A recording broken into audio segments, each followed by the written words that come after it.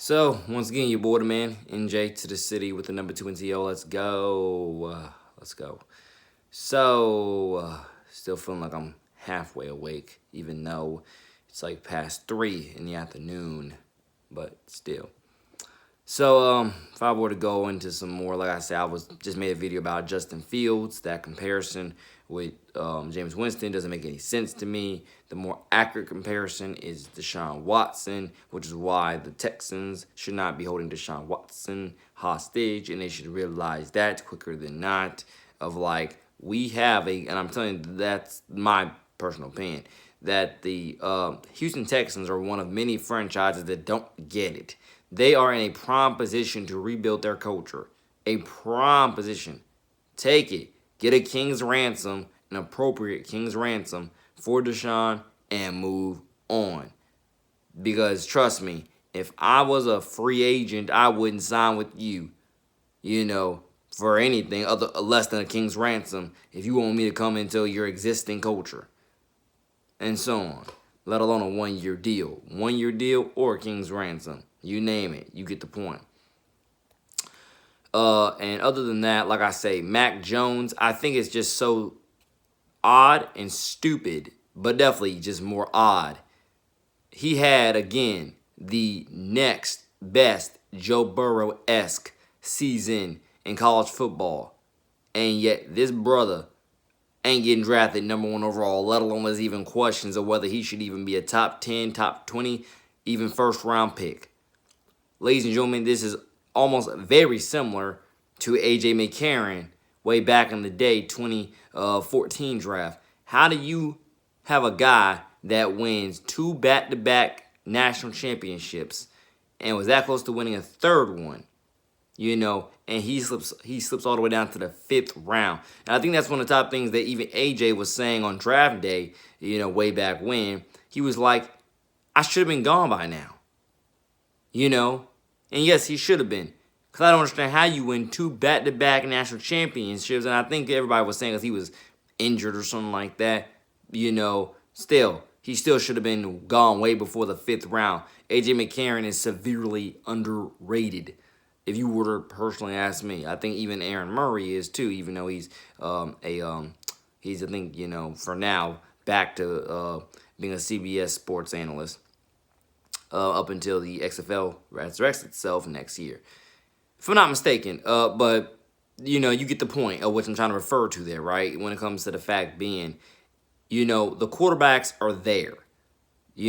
Stop overthinking and start believing, let alone start from day one building a infrastructure around them through free agency, through the draft, and this is how you got to just get better at scouting, which I think a lot of these people stink at scouting, and one of the top reasons why they miss on so many first-round draft picks, let alone not only they stink at scouting, but they don't try to design offenses and or defenses and special teams around these players' skill sets. They don't try.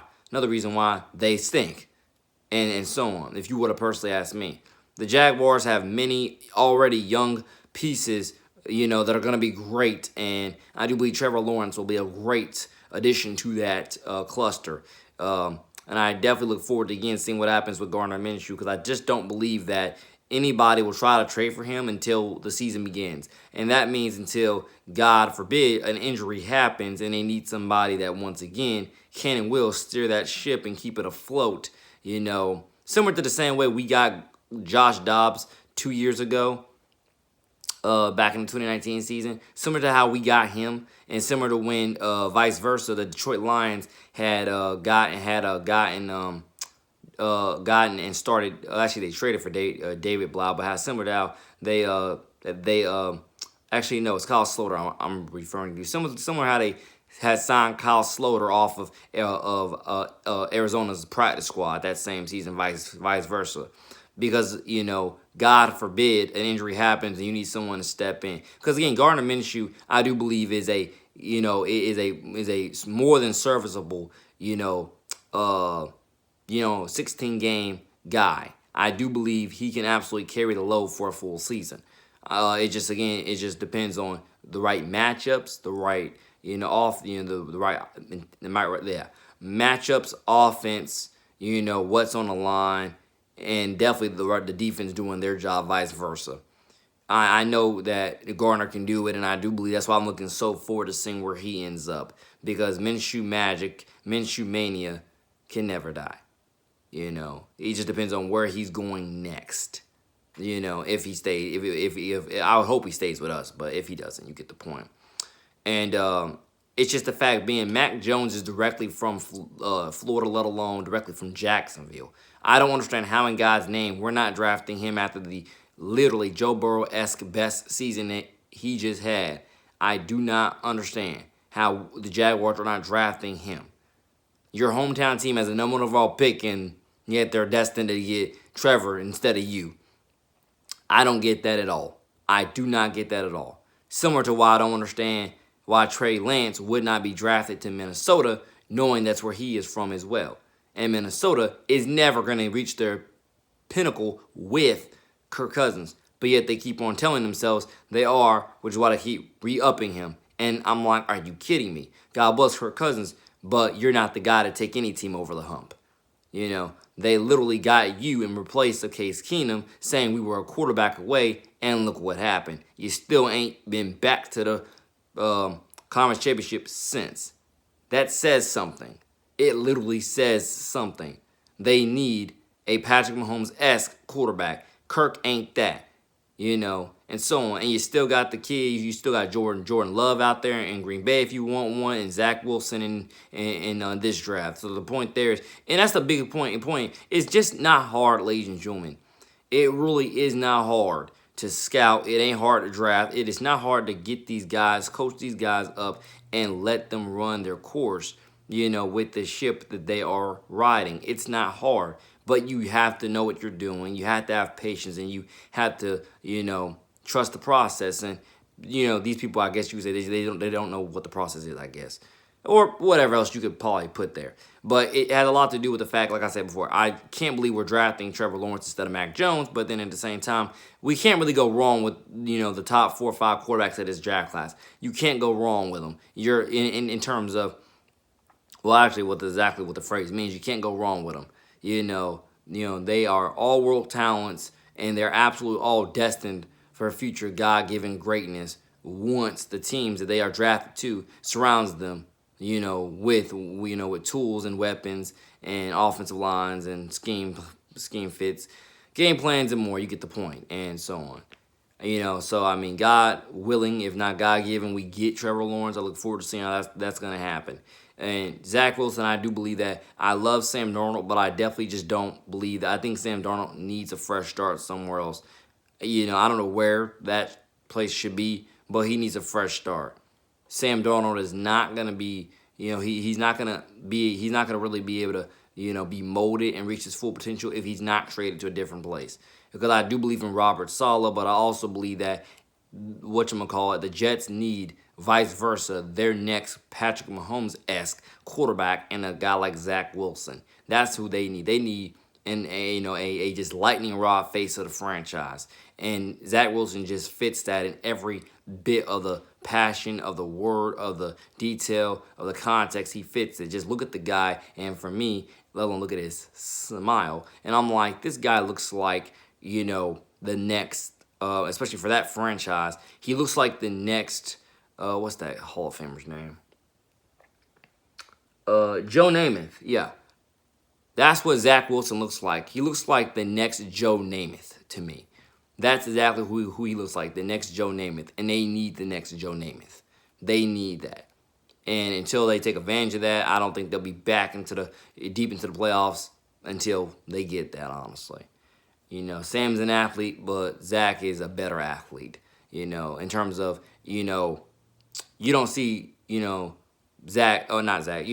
They're both dual threat mobile, but Zach is the dual threat high flyer type athlete. And so on. It's amazing. Well, actually, you can literally look at his highlights. He is the dual threat high flyer type athlete. He's like a WWE wrestler on the ground type athlete.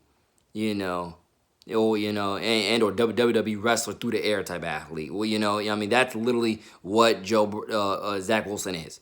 Sam Darnold is mobile, but he's not that same type of athlete.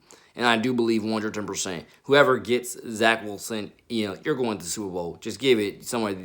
I think multiple teams have this 5-year window. Multiple teams have this 5-year window. The Jaguars, actually, screw it. They're not one of them. Trevor's time will come, but it won't come now. Most teams have this 5-year window. Most quarterbacks have this 5-year window. Deshaun Watson has it. Patrick's already won this. I don't know why I would include him, but I know. Oh yeah. Deshaun has it. Josh Allen has it. Lamar Jackson has it. And a few other guys that I want to name that I want to say Joe Burrow has it, but I'm not gonna put that on him just yet. I love Joe Burrow, but again, I think the Bengals need a lot more than just what they're gonna add. This again, they need a lot more than what they're gonna add to this. Yeah, they need a lot more. They're definitely not there, but they'll be competing in the playoffs. That's really where the Bengals and the Jaguars are gonna be. The Jaguars are gonna be competing in the playoffs, but they won't be going to the Super Bowl. Anywhere in the next 5 years, in my estimation. That is my estimation right now. We'll see when that time comes. And so on. And God's my judge and witness on that. For better and for worse. And then other than that, we just have a plethora of teams, a plethora of guys that just, some scream out to me as, luckily, they have this 5-year window. Other guys, they will at least be competing in the playoffs, but they just won't make it to the Super Bowl. And it really just depends, honestly. But yeah, I definitely think quite a few quarterbacks are in that tier because and that's why I kind of wish, God bless his soul, Tom would just retire, Drew would retire, and a couple other guys would just retire. The reason why is because I'm looking to see who which one of these young guys that I just named takes advantage of that 5-year window. As long as Brady's in the league, and as long as Brady's in the league, and I'm just gonna say Brady. As long as Brady's in the league, it's pretty much him versus everybody else. As long as he's in the league, it's him. And so on. So it's like I'm kind of waiting for him to leave because it's like, hey, once you leave, then it's up for grabs, and so on with all the other young guys, and then so on. It's really up for grabs. But Tom Brady, like I think I read the report a week before the Super Bowl. If not, yeah, I think I read it the week before the Super Bowl. Tom Brady, though, has earned the right, nonetheless, astronomically enough, to end his career on his terms and whenever he wants to when it's his time. If he wants to again, possibly, he might have just teased us saying, hey, I might play until past 45. You never know. I think he was just teasing us with that, and so on, But either way it goes, and I like Tom Brady. Really do like him. God bless him. So I knew he was going to win that from the jump, the Super Bowl. I knew it from the jump. It just felt right. It felt meant to be, and so on. And I definitely think Tom probably will retire after. I want to say he's going to retire after this upcoming year. God willing, they win the Super Bowl again. But then I can't even say that because right when you think Tom Brady going to retire, Drew Brees hasn't even announced his retirement yet. So you never truly really know when these guys are going to retire. You can only speculate and see. And so on. But that's why I'm thinking that guys like Tom Brady, Drew Brees, Ben Roethlisberger, and whoever else I can name should just go ahead and retire because it's like, hey, let this be up for open grabs with all the young guys.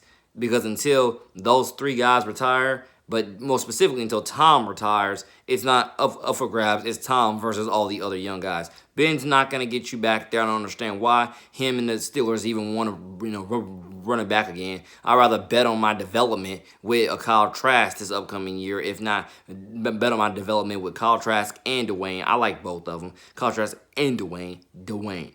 Okay, I like both of them, love both of them, but I had to just hammer that home. Dwayne, he's on the roster for a reason. He is competing to be their future. I like Josh Dobbs, but I definitely think he has a better chance of going somewhere else eventually. Mason Rudolph, he's definitely gonna be a career backup. And we'll totally see. But yeah, and I just look forward to the God-first future of the league when it comes to that 5-year window. Because right now it is Brady versus everybody else, and I'm just looking forward absolutely to watching every God-first minute of it. More coming soon, your boy, man, NJ to the city, yo.